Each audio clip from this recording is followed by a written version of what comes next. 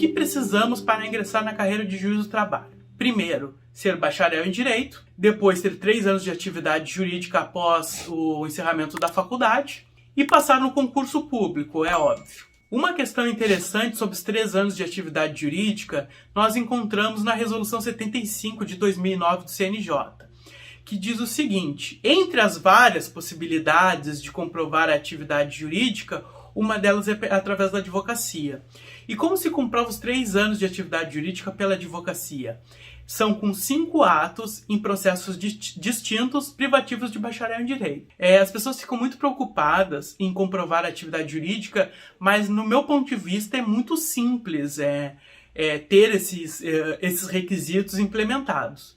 Porque basta você assinar 5 recursos de apelação, 5 contrarrazões ou 5 iniciais, 5 contestações em 5 processos diferentes, apenas 5 atos durante o ano, que você já vai conseguir comprovar a sua atividade jurídica. Então você bota o seu nome como dativo em um tribunal ou em algum juízo, recebe 5 processos por ano e aquele ano você já implementou 1 ano de atividade jurídica.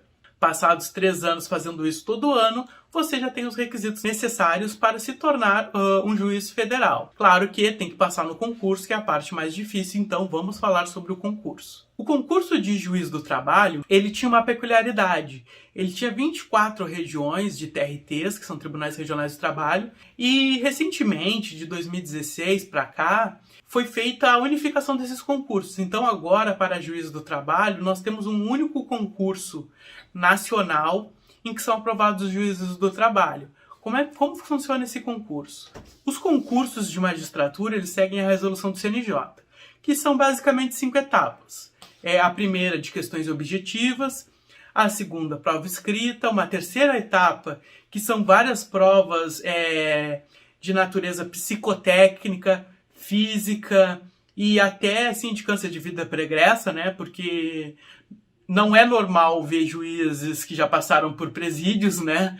Então, é feito esse filtro, né, da sua origem, o que você fez, se você tem passagem policial. E nessa sindicância de vida pregressa, eventualmente, algumas pessoas fiquem, caso não tenha ali uma reputação ilibada. Até porque nós falamos que o juiz ele tem que ter uma conduta irrepreensível na vida particular e na vida pública. Então você tem limitações pessoais quando você vira juiz. Então é natural que seja aferida toda a sua vida pregressa. Após essa terceira etapa, nós temos uma quarta etapa, que é a prova oral. Nessa prova oral vai ser inquirido por juízes do trabalho e desembargadores para verificar o seu conhecimento na prática e até como você sabe lidar com condutas adversas. Juízes são presidentes de audiências e, como tal, eles precisam ter capacidade de dominar aquele ambiente. Então, o juiz, quando vê tumultos, ele precisa repreender as partes, advogados, e sempre está no controle da audiência. Então, é natural que seja testada a sua capacidade de presidir audiências e até a sua capacidade de enfrentar adversidades numa prova oral. Então, o juiz ele tem que estar muito bem preparado para uma prova como essa. Uma quinta fase, que é a fase de provas e títulos, ela basicamente vai colher ali eventuais títulos, mestrado, doutorado, pontua também alguns cargos, obras doutrinárias, etc. E a prova de título ela serve justamente para dar esses pontinhos a mais ali no final do concurso, para que os juízes do trabalho substitutos eles possam ficar perto de metrópoles ou cidades com aeroportos, em face daqueles juízes que ficaram um pouquinho mais para trás, não conseguiram pontuar, que vão ficar em cidades mais perto das fronteiras, cidades sem shoppings, cidades sem uma boa estrutura, ou com uma estrutura um pouquinho pior, no caso, né? Ou que tem dificuldade de acesso à capital, ou que tem poucos ônibus para as capitais, no caso. Enfim, esses pontos dizem muito mais sobre a lotação ali, onde o juiz vai ficar, a vara que ele vai ficar, do que sobre eliminação no concurso. Ninguém é eliminado na prova de título. Ela serve justamente para uma comodidade maior do dos recém-aprovados juízes. Cabe frisar também que as provas escritas, elas têm peso 3 e a prova oral tem peso 2.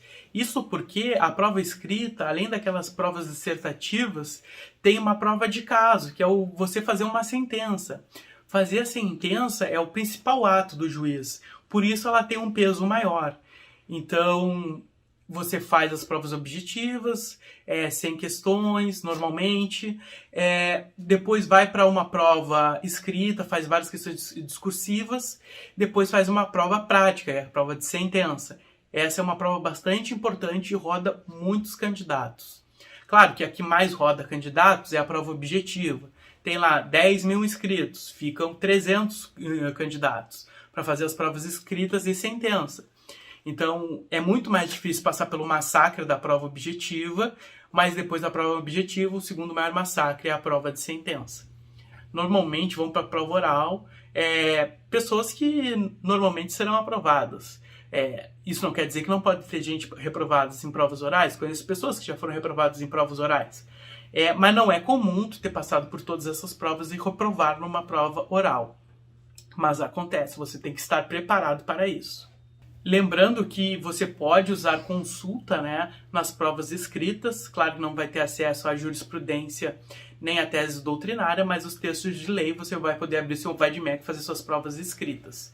E ter, assim, a melhor performance possível, porque em tese é das condições que um juiz teria de consultar a legislação para fazer suas decisões e fazer suas fundamentações de despachos. Aprovado no concurso, você vai fazer a escola da magistratura em Brasília, depois faz as escolas das magistraturas estaduais, que tem, como eu disse, 24 TRTs, e logo você vai ir para a sua vara, poder jurisdicionar e ser um ótimo juiz do trabalho, se tudo der certo.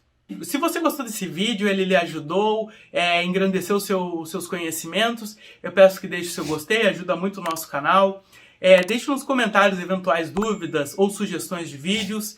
Eu te convido a te inscreveres no nosso canal, caso queira saber mais sobre carreiras jurídicas ou concursos públicos. Eu te agradeço por ter ficado conosco, muito obrigado e até breve.